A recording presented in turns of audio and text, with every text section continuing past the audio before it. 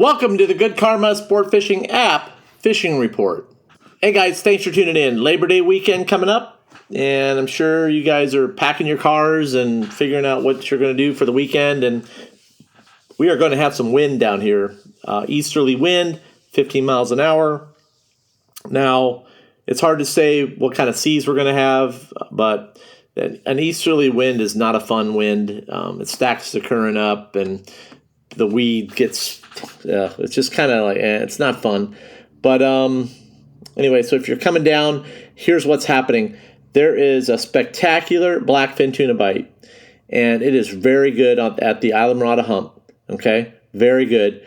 Some decent-sized football tunas are there. We're seeing tunas in out to 450, in closer, lots of blackfins. Every year around this time they show up, and they are here in very good numbers, okay? Now, just because you can't see them doesn't mean they're not there, okay? So that means you got to get your baits down deep, whether that be by planer or whether you run a downrigger deep on a planer. Now, the reason why I like the downrigger so much, okay? The downrigger, the electric downrigger cuts the weeds, okay? The wire, I use wire, okay? I don't like to use braid because it slices the weed. And no, the wahoo and the blackfins are not scared off by the hum of the wire. They never have been. And there you go. You have guys that are using Monel wire. Monel wire is just a wicked deadly on wahoo. It still is, but it sucks using it, okay? So as a charter boat, you really got to be careful on using Monel wire on fishing rods and all that stuff. So something that I don't want to play with. But if I was recreational fishing, hell yeah, I'd have a wire rigged rod. You destroy them. It works very well. It gets the baits down deep. The hook sets are fantastic. So yeah. Now, that's why I use an electric downrigger, okay? Because it cuts the weed. It does an amazing job. It's always done it. I've got a few tricks that I learned with it late in the season last year that I put more fish in the box. I get a lot of guys that booked me that want to learn how I do it. That's fine, but just know I change up stuff like frequently.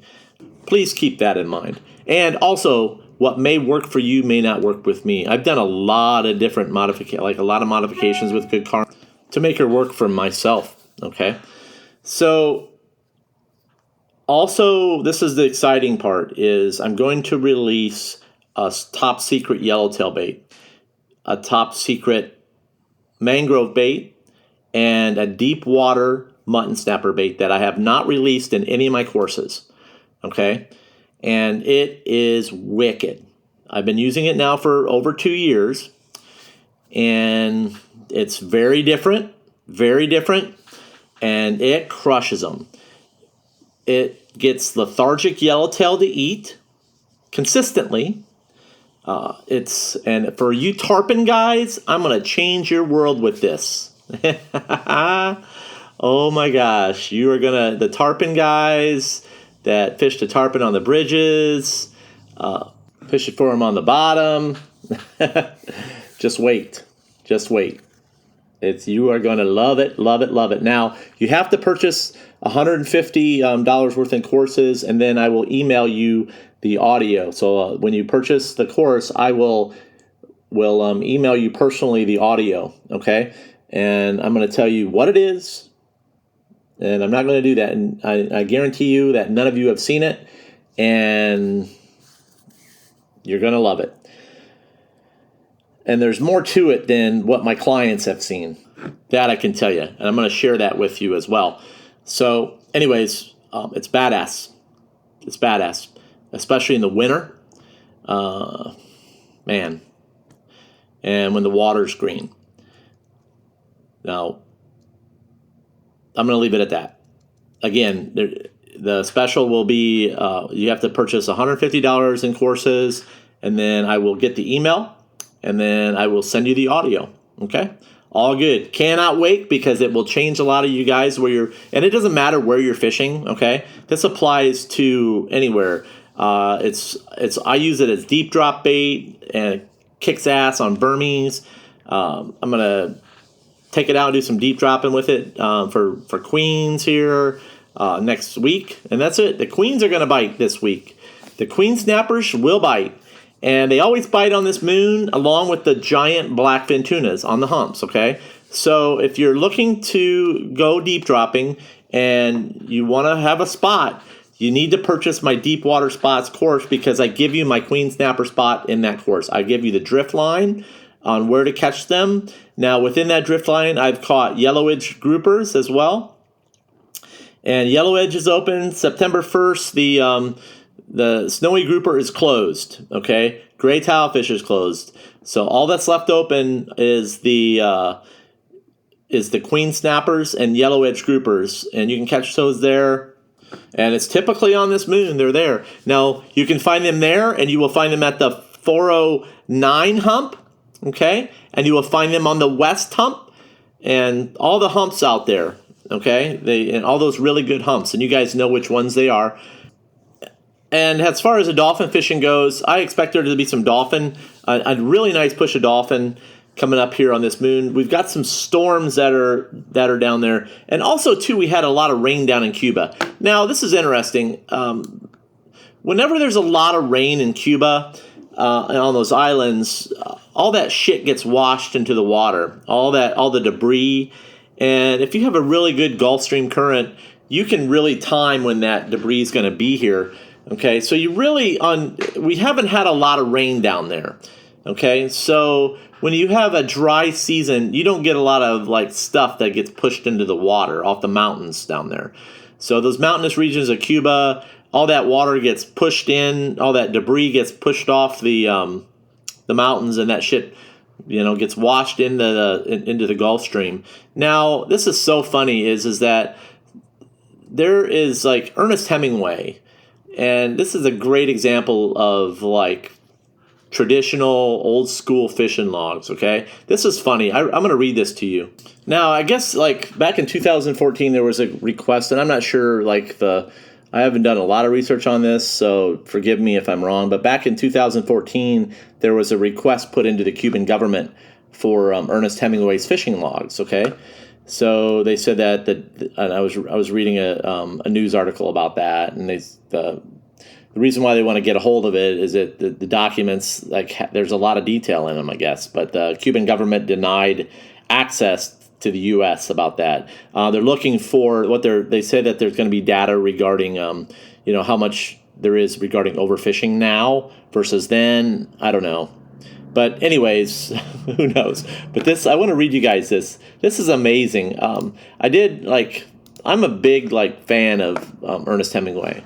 And all his literature and his story. There's all these different myths about how Hemingway basically died in a fighting chair, or just lost his mind in a fighting chair down here fighting a marlin.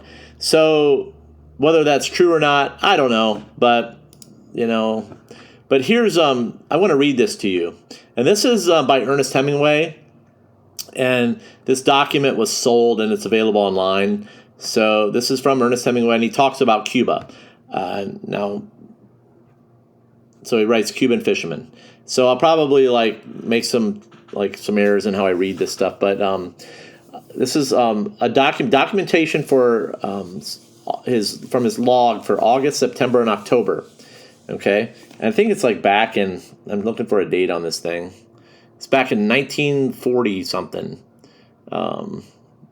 Yeah. Yeah, that's it. Back in the 1940s, he wrote this document. So he writes, a fisherman with good luck will find good fishing off some part of the Cuba coast in almost every month of the year. However, the hurricane months of August, September, and October, and when these storms occur, heavy rains flood the rivers, so that the inner edge of the Gulf Stream is discolored over some of the best fishing bottom. This discoloration and dilution of the Gulf Stream prevents the pelagic fish from traveling their usual feeding grounds, or at least keeps them away.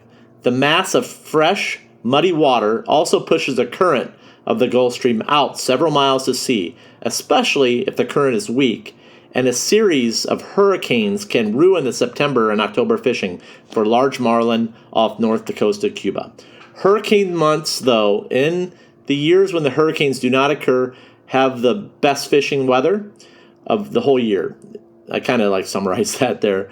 In these months, the largest marlin are in the greatest numbers. Now, over a period of 17 years, Hemingway writes, I've found that the greatest run of big marlin in Cuba for black, blue, and marlin comes in the second or third weeks of September.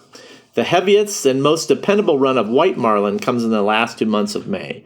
White marlin are sometimes caught as early as the middle of March when they're running well and the current of the Gulf Stream is strong. They are plentiful off the north coast of Cuba between Bahia Honda and through April and A. I don't want to mispronounce it, so I'm not going to say it. They will weigh from 35 to 140 pounds, and over the years I've found them to be the finest fighting and most satisfactory. And that's all there is of the document as far as what I have available to me. But do you guys find that interesting? So I did. I'm a big history buff, like I've mentioned in the past. And it totally makes sense. So the offshore dolphin fishing has not been great this year, and we have not seen a lot of debris. And what a lot of you guys don't know is that a lot of the debris is being removed from the water by charter boat captains and by bigger boats for the trash trophy thing. So down in Marathon and down in Key West, they're doing it as well. They're taking pictures of it. They're putting it on Instagram to be heroes. But guys, I want to let you guys know that what I don't get is the pot calling the kettle black. Is what they're doing is they're catching all these fish around the debris first and then removing it from the water. And what that does, it disrupts the ecosystem. They're saying that they're doing it to be heroes, but when actually you don't get to see that debris up to the north. And the fish disperse, and then they go in all different directions, and it messes up the migratory pattern of that fish.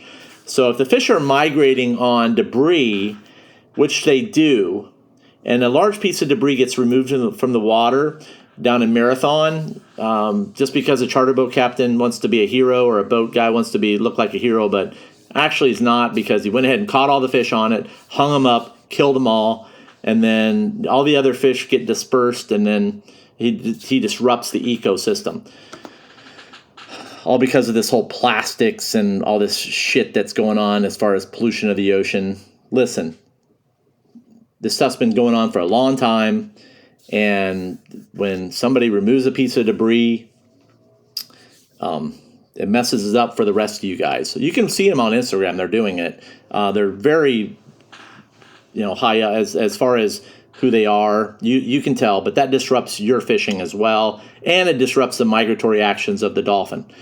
It is what it is. That's how fish migrate. They hitch rides on the debris. Okay? And if you're not seeing them migrating and you're running and gunning, you're probably running over them, and you're not trolling ballyhoo. You're not trolling. You're running around looking for stuff.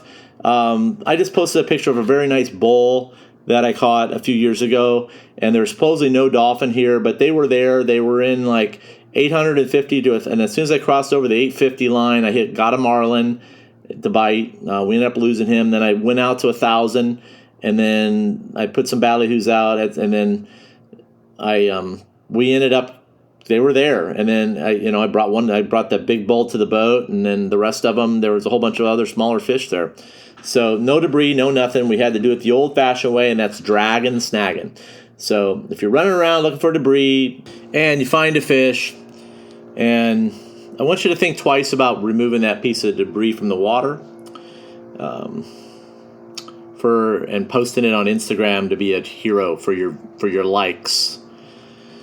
Likes are moments in time, and just think how that affects the rest of the guys that are fishing, because there hasn't been a lot of fish. And it is what it is, and eventually karma catches up to your ass. So there you go. That's all I got to say on that one. Guys, I want you to go out there and catch some beautiful blackfin tunas. They're there. And then after you get the tunas, Then you can go out and pop around looking for some blackfins. My advice to you guys is, if you guys are not finding a lot of dolphin out there, you need to stick close to the areas that are holding bait. Eventually they'll pile through there, like your deeper wrecks and 300. Like the Key Largo Hump area is an awesome place to look for really nice schoolie size lifter dolphin with an occasional slammer this time of year, along with the blackfin tunas. So, and then your wrecks that are a little bit north there. Oh, and I have a wreck that in that course as well, that is in 300, where you can, catch some nice muttons on there in the fall. There's some and all that stuff. But that area, if you have a wreck or a small hump out there that you like to deep drop on that's been holding bait and you're not seeming to find them, guys, they tend to hold in those areas. So as long as there's bait and it's a slow day, those are the areas that you need to really be focusing on, because where there's bait, those fish there may not be a lot of them, but eventually they'll pile through. It's kind of like the oil rigs, okay? Think about the oil rigs and how those guys fish the rigs there. There may be a whole bunch of bad, shitty water around it, green, but there's fish there because there's bait, and they'll hold through in that area until the bait moves. So just keep that in mind when you're out there. I got a fishing, before I wrap it up, I got a fishing report from up north, and the guys that are out there sword fishing, there's some dolphin that are swimming up to their boats. That's the best way to catch the damn things. Go out there and do some deep dropping. Look for the birds while you're deep dropping out there. See how they're popping up. And yeah. So kind of correlate it to around you. See what the moon's doing. Stop and take a breath out there. Do some dropping. Do some jigging. Look around. See what the current's doing. And then when you're stopped and jigging on the hump, look off into the distance, okay? I want you to look off into the distance and see what's happening. You'll start seeing the weeds start to move through. You'll start looking around. You see a lot more stuff happening when you're drift fishing and how the ocean works. More so than hunting around looking for debris. So take some time. Do some vertical jigging on the humps. There's plenty of big tunas around. And then start looking around for the dolphin. They'll pop up. That might be later in the day. I was coming in I was out deep dropping the other day by myself, and I saw a dolphin popping up at 3 o'clock in the afternoon, okay? 3 o'clock in the afternoon, they were popping up. They were all over the place. Did I see them going out? Absolutely not. But what I did see, I started seeing some nice patches of weed move through, and that's what they were on. The water got a little better in the afternoon, and the southeast breeze picked up, and boom, they popped. So it may not be when you're out there, but stop and take a moment, enjoy the day, do some other types of fishing, hang in there till the end of the day if you really want them, because that's just how shit works. Usually it's hot, they pop up late. Now, that's it. Anytime you're fishing, it's all good. Have an awesome Labor Day weekend. Stay tuned for the sale. We'll make the announcement on Melinda's podcast. All good.